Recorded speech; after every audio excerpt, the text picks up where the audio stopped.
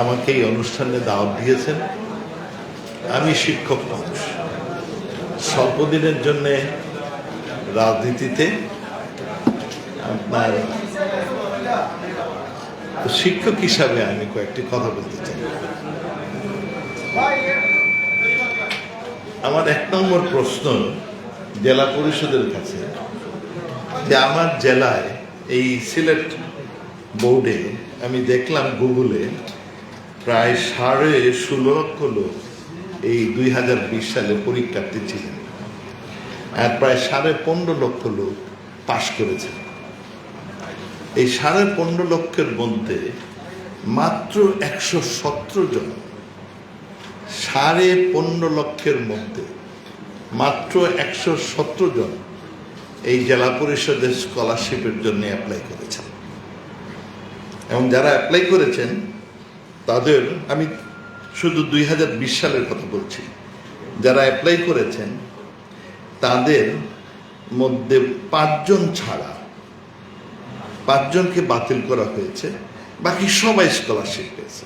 তার মানে 112 জন স্কলারশিপ পেয়েছে। এত অল্প সংখ্যক লোক অ্যাপ্লাই করলো কেন? This is a question to me. 15.5 লক্ষ লোক পাশ করলো আর 117 জন অ্যাপ্লাই করলো, এবং যারাই করেছেন থ্যাঙ্কস গড, যারা সবাই স্কলারশিপ পেয়েছেন। যারা স্কলারশিপ পেয়েছেন আমি তাদের ধন্যবাদ জানাই, এবং স্কলারশিপের পরিমাণটা কিন্তু যথেষ্ট, প্রায় মাসে 650 টাকা, 700 টাকার মধ্যে। আর 2 ধরনের স্কলারশিপ, যারা মেধাবৃত্তি তাদের প্রায় 450-700, আর অন্যটা 500। আমরা যখন এসএসসি পাশ করি আমাদের স্কলারশিপ ছিল আই থিঙ্ক 35 টাকা।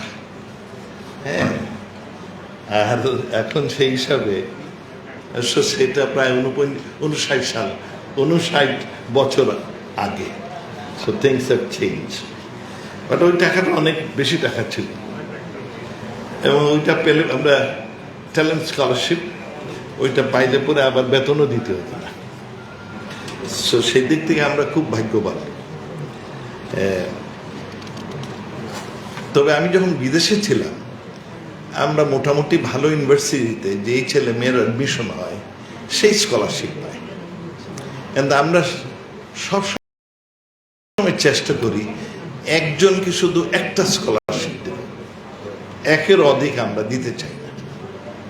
অনেক সময় অ্যাপ্লিক্যান্ট পাওয়া যায় না। তবে সেইখানে স্কলারশিপের অর্থ হচ্ছে, আমাদের দেশে আমরা যখন স্কলারশিপ পেতাম, স্কলারশিপের পরিবর্তে আমাকে কোনো কাজ করতে হতো না, কোনো কায়িক শ্রম করতে হতো না। আর আমি বিদেশে যাদের স্কলারশিপ দেই তাকে বাধ্য করি কাজ করতে। ধরুন আমার ইউনিভার্সিটির বেতন হলো $42,000, আমি স্কলারশিপ দিলাম $20,000। ছেলে খুব খুশি যে $20,000 স্কলারশিপ পেয়েছে। $20,000 মানে তাকে প্রায় $4,000 করে যদি আওয়ারলি দেই, প্রায় 4,000 আওয়ার সে কাজ করতে হবে বছরে। তার মানে প্রতি সপ্তাহে তাকে প্রায় 15-16 ঘন্টা কাজ করতে হবে, এবং কাজটা কিন্তু সাধারণ কাজ। কাজটা হচ্ছে সে সিকিউরিটির কাজ, ডর্মের দরজায় দাঁড়ায় থাকবে, যারা ঢুকতেছে তাদের চেক করবে সেই হলের ছেলে মেয়ে কিনা, কিংবা ক্যাফেটেরিয়াতে সার্ভ করবে। আমরা সেই জন্য বাইরের কোনো লোকরে ক্যাফেটেরিয়াতে খাওয়ার পরিবেশনের জন্য নিয়োগ করি না, ছেলেমেয়েরাই করে, ছাত্রছাত্রীরাই করে। কিংবা লাইব্রেরিতে বই চেকিং করে, কিংবা বই শেলফিং করে। এগুলো সবগুলোই হচ্ছে স্কলারশিপের অংশ। তাকে যে আমি 17 ঘন্টার কাজ দেই কিংবা 15 ঘন্টার কাজ দেই প্রতি সপ্তাহে, তাকে, কিংবা আমার ইউনিভার্সিটির বাস আছে, সেই বাস সে ড্রাইভ করবে যদি তার লাইসেন্স থাকে। এই ধরনের বিভিন্ন কাজ। ছেলেমেয়েরা অবশ্য সবসময় সিকিউরিটির কাজটা খুব পছন্দ করে, কারণ এখানে শুধু আইডিটা চেক করে, কাজ খুব কম, বাকি সময় বসে বসে পড়াশোনা করে। তো এই হচ্ছে স্কলারশিপ। সো স্কলারশিপ পাওয়ার মানে হচ্ছে তাকে কাজ করতে হবে, এবং ইউনিভার্সিটির পয়সা বাঁচে। কারণ আমি যদি বাইরের লোক নিয়োগ করি আমার খরচ বেশি, সেই জন্যে আমি স্কলারশিপ দিই। আমি সেই জন্যে টিচিং অ্যাসিস্ট্যান্ট নিয়োগ করি। টিচিং অ্যাসিস্ট্যান্ট আমি নিয়োগ করি বিকজ এটা আমাদের খুব প্রয়োজন। একজন শিক্ষককে নিয়োগ করলে আমার $60,000 মতো বছরে খরচ হয়, আর আমি একজন টিচিং অ্যাসিস্ট্যান্ট নিয়োগ করলে তাকে আমি $7,000 দিই।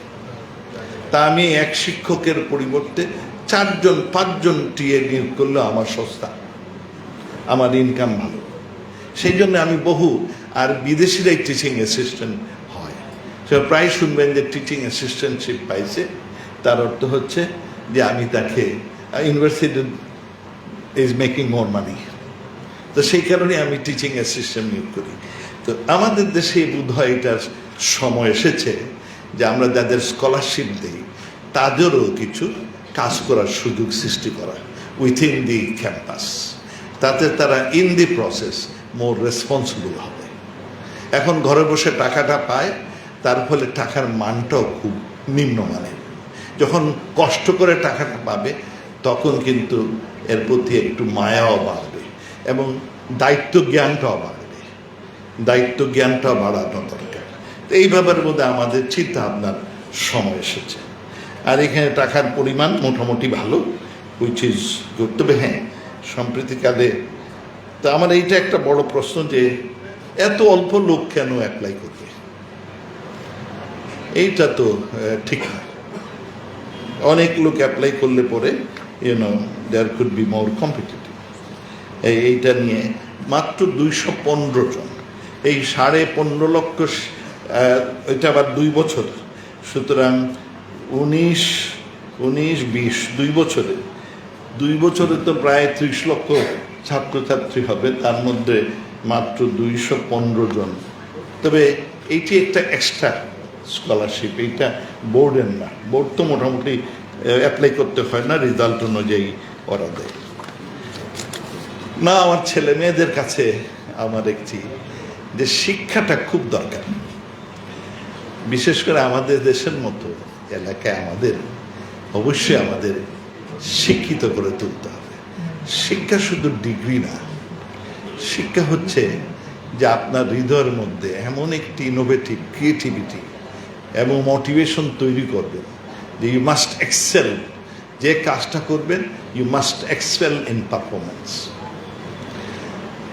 যে আপনি যদি সেই মোটিভেশনটা করেন তাহলে কিছুই আপনাকে আটকাতে পারবে না, কিছুই আটকাতে পারবে না। আমাদের প্রভু আমাদের যা যা দেওয়ার সব দিয়ে গেছে, হাত পা নাক কান সবাইকে সমানভাবে দিয়েছে, কিন্তু যারা সেইগুলো এই হাত পা নাক কান মাথা কাজে লাগায় তারাই কিন্তু আপনার সাকসেসফুল হয়। এবং আমি প্রায় আগেও বলেছি যে আমি আকাশের দিকে যখন দেখি নক্ষত্র, আমার মনে হয় একে একটা লোক, এগুলো হ্যাঁ, এরা জল করে জ্বলছে, উজ্জ্বল হয়ে জ্বলছে। এরা উজ্জ্বল হয়ে জ্বলছে বিকজ তারা দে আর সাকসেসফুল। আজকে আমরা এই সুখের মাসে আমরা আমাদের জাতির পিতা বঙ্গবন্ধু শেখ মুজিবুর রহমানের তারা নিহত হয়েছিলেন, পরিবারের সবার জন্যে মাগফিরাত কামনা করি। বঙ্গবন্ধু একটি উজ্জ্বল নক্ষত্র। তো নক্ষত্র শিক্ষা শুধু স্কুলে হয় না, শিক্ষাটার জন্যে আমাদের পারিপার্শ্বিক অবস্থা অত্যন্ত প্রয়োজন। আর এগুলো যদি ভালো করে অবলোকন করা যায় তাহলে ভালো শিক্ষা অর্জন করা যায়। বঙ্গবন্ধু হাতে কলমের শিক্ষার থেকে উনি মানুষের সাথে আলাপ করেছেন, জেনেছেন, পারিপার্শ্বিক অবস্থা জেনেছেন, বাস্তববাদী হয়েছেন এবং যতগুলো প্রোগ্রাম উনি হাতে নিয়েছেন। আজকে যদি আপনার বিভিন্ন মানদণ্ডে বিচার করেন দেখা যায় সেগুলো খুব উত্তম।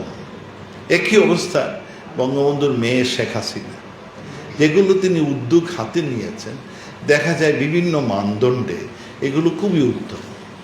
এই যে জ্ঞান অর্জন, শিক্ষা অর্জন, সেইটার একটা তিতিক্ষা আছে, প্রচেষ্টা আছে।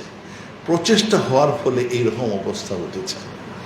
আমি আশা করব আপনারা যারা আছেন আপনারা দুনিয়া থেকে শিক্ষা অর্জন করেন, এবং শিক্ষার জন্যে কেউ আপনাকে বলে কয়ে অর্জন, আপনার ইচ্ছা থাকতে হবে, অতীব কঠিন ইচ্ছা থাকতে হবে যে আই মাস্ট ডু বেটার। এর আগে আমাদের ডিসিশন উনি বলছেন যে আকাঙ্ক্ষা যদি উচ্চ না হয়, বড় আকাঙ্ক্ষা না হলে বড় অর্জন হয় না। আমি তার সাথে একমত।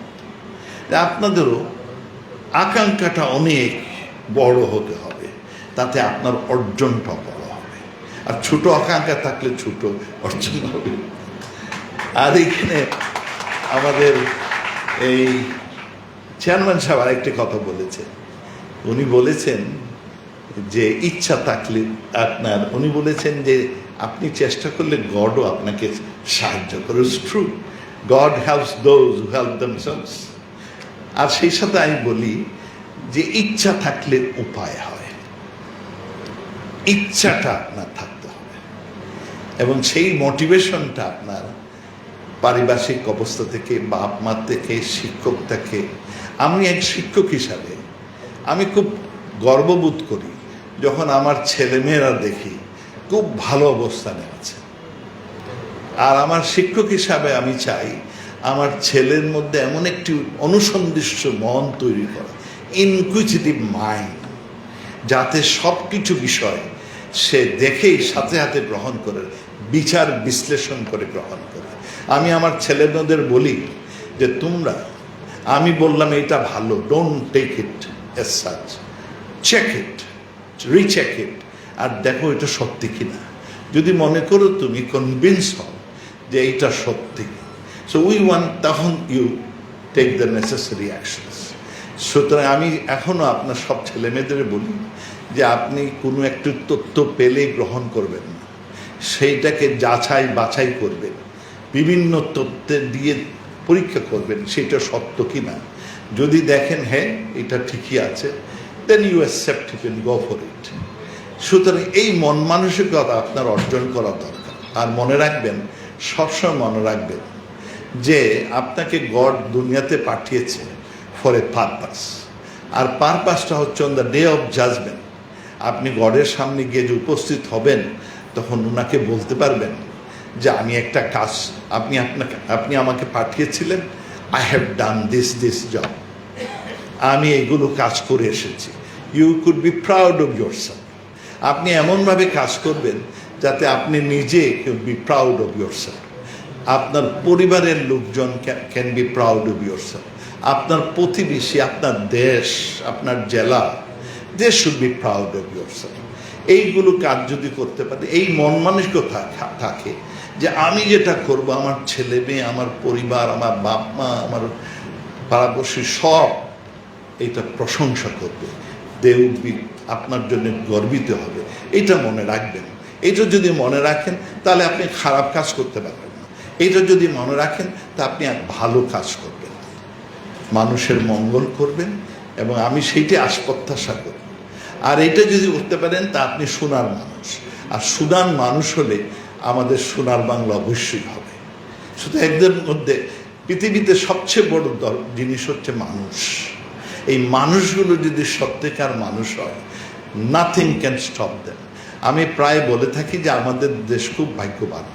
আমাদের দেশে দুটো বড় সম্পদ আছে, একটি হলো মানব সম্পদ, আরেকটি হচ্ছে পানি। যথেষ্ট জল, পানি, নদী আছে। আমি যদি এই দুটোকে সত্যিকারভাবে কাজে লাগাতে পারি, তাহলে নোবডি ক্যান স্টপ আস, কেউ আমাদের দাবায় রাখতে পারবে না। আর এই যে মানুষ, সেইটা কিন্তু আমি হ্যাপি যে আমাদের সরকার বিভিন্ন রকম, আপনারা ভাগ্যবান যে বিভিন্ন রকম পরিবেশ সৃষ্টি করেছে সরকার, আপনারা যাতে যথেষ্ট রকমের মডার্ন টেকনোলজিও শিখেন। স্কুলে ডিজিটাল ল্যাব তৈরি হয়েছে, কত কিছু দিচ্ছে। আর এখন তো ওয়েবসাইট থেকে দুনিয়া দেখা, শিক্ষা অর্জন করা যায়। এগুলোর সুবিধা হয়েছে আমাদের ডিজিটাল বাংলাদেশে হওয়ার ফলে। You are very lucky in that. আমরা তো এইসবের খবরই জানতাম না, আমাদের কষ্ট করে শিক্ষা নিতে হতো। But you are very lucky, make best use of it. আমি আরেকটি প্রায় কবিতা বলি The past is history, future is in mystery, present is a gift of God. Make best use of it. এই প্রেজেন্টটাকে কাজে লাগান, আপনাকে কেউ আটকে রাখতে পারবে না। আমি আজকের এই বিশেষ অনুষ্ঠানে এইটাই আমার থাকবে যে আমি নিজেও বিশ্বাস করি it is creativity, it is innovation, it is motivation, it is competition, it is networking that helps you to excel in life. ব্যক্তিগত জীবনে কিংবা সামষ্টিক জীবনে, জাতীয় জীবনেও এগুলো কাজে লাগে। আমি আশা করব আপনারা যারা আজকে স্কলারশিপ পেয়েছেন তারা আরও ভালো করবেন। আর আপনাদের দেখে আপনাদের বন্ধুরা, হিংসা দুই ধরনের, একটি হচ্ছে আপনাকে ডাউন করার, আর আরেকটা হচ্ছে আপনি ভালো করেছেন তার থেকে আরও ভালো করার ইচ্ছা। সেই হিংসাটা আপনার প্রশংসনীয়। সো আপনারা আপনাদের দেখে আপনাদের বন্ধুবান্ধব আরও ভালো করবে, এই প্রচেষ্টা থাকবে, এবং এই প্রচেষ্টা থাকলে definitely you will achieve your goal. আপনার আকাঙ্ক্ষাকে বড় করেন। আমরা চাই একটা উন্নত সমৃদ্ধশালী বাংলাদেশ। আমাদের কেন হব না? নিশ্চয়ই হব। আমাদের আছে, সম্পদ আছে, মানুষ আছে, শুধু আমি সেইগুলোকে ঠিকমতো মোটিভেট করলে আমি অর্জন করতে পারবো। এই বিশ্বাস আমাদের থাকা দরকার যে আমরা আমাদের দেশ সম্পর্কে বেশি জানি, অন্য কেউ জানে না। এই মন মানসিকতা নিয়ে আত্মপ্রত্যয় খুব শক্ত শব্দ। আত্মপ্রত্যয়, নিজের প্রতি বিশ্বাস বাড়াতে হবে। বিশ্বাসটা বাড়বে জ্ঞান অর্জনের মধ্যে, বিশ্বাসটা বাড়বে আপনার যখন কিসের এই জ্ঞান অর্জন করবেন, শিক্ষা, ভালো শিক্ষা গ্রহণ করবেন। আর শিক্ষার শেষ নাই। আমরা সবসময় ছাত্র। আমি প্রায় বলি যে যারা শিক্ষক তারাও ছাত্র, আর যারা ছাত্র তারাও শিক্ষক, কারণ উভয়ের সংমিশ্রণে আমরা প্রতিদিন জ্ঞান অর্জন করি। আমরা চাই যে আমরা একে অপরের সাথে মিলেমিশে আমরা জ্ঞান অর্জন, জ্ঞানের কোনো পরিধির শেষ নাই। আর এই ক্ষেত্রে আমরা যদি ব্রতী হই তাহলে খুব সুখের বিষয়। আর আমি যারা আজকের স্কলারশিপ পেলেন তাদের সাধুবাদ জানাই, আর সেই সাথে আশা করব যে আপনারা আরও উন্নত অবস্থায় গিয়ে বাপ মা পাড়া প্রতিবেশী তাদের মুখ উজ্জ্বল করবেন। আপনাদের অসংখ্য ধন্যবাদ। জয় বাংলা। দেখেন, বঙ্গবন্ধু মুখ উজ্জ্বল করেছেন শুধু তিনার না, তিনার বাপ মার সবার। কারণ তিনি একটি আদর্শ মানুষ হিসেবে গড়ে উঠেছিলেন। আজকে আমাদেরও আদর্শ মানুষ হিসেবে গড়ে ওঠার প্রচেষ্টা ব্রতী হতে হবে। অসংখ্য ধন্যবাদ। জয় বাংলা, জয় বঙ্গবন্ধু।